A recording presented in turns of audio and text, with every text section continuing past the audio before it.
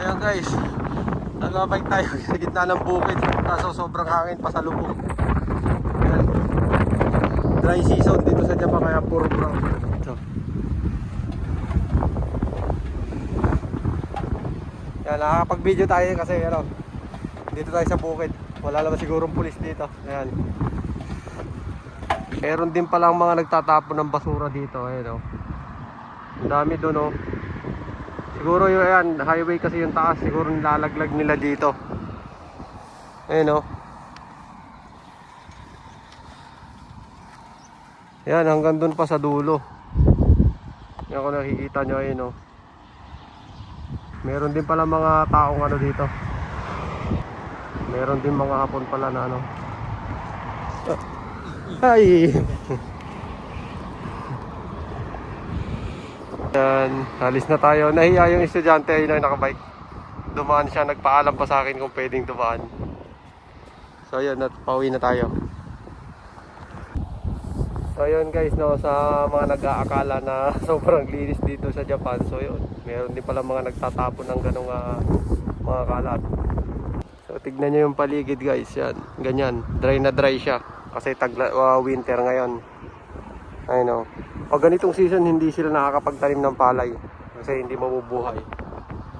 Yan, dito ako dumadaan pagka pupunta ako sa supermarket, yung binibilhan ko ng sabon yan.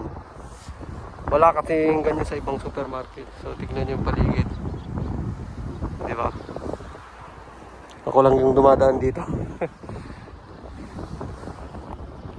So yun yung isa sa nahihirapan ako dito sa Japan na yung wala kang service, nakabisikleta ka lang kasi hindi kami inaalaw na magkaroon ng service.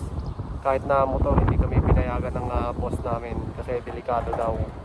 So hindi katulad sa ibang bansa, sa New Zealand, Australia, ayan. Yung mga kasamahan ko dati sa Qatar, andun sila, may mga service na silang kotse. So kaya yun, minsan napapaisip na din ako na lumipat kasi ganito, ito yung isa nagpapahirap din sa akin. Halimbawa pupunta ako ng grocery, yan.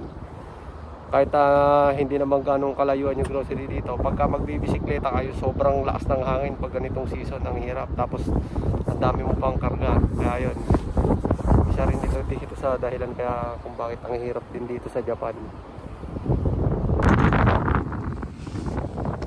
So yun guys, uwi na tayo at tanghali na rin. Ito lang may sinadya ako dito. Grabe, sobrang dry yung ano, mga lupa. Lamig kasi dito, minsan -1, ganyan. Lalo na week na to, pinakamalamig -2, pinakamainit 4 degree. Kahit hindi naman nag-i-snow.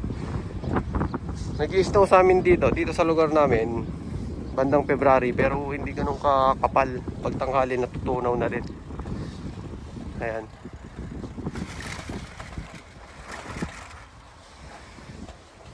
So ayan guys, hanggang dito na lang yung video na ito at hindi na ako pwedeng mag-video dun sa highway kasi baka makakita tayo ng pulis at bawal to, may multa rin. So dito lang ako nakapag-video sa bukid.